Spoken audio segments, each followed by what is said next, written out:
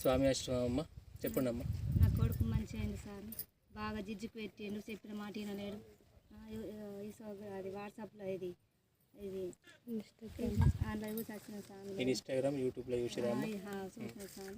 అయితే పోవాలని అనుకున్నా, నా కొడుకుని తోలుకొని ఫస్ట్ నా బిడ్డను తోలుకొని వచ్చిన, వెనక సీట్ నా కొడుకుని తోలుకొని వచ్చిన.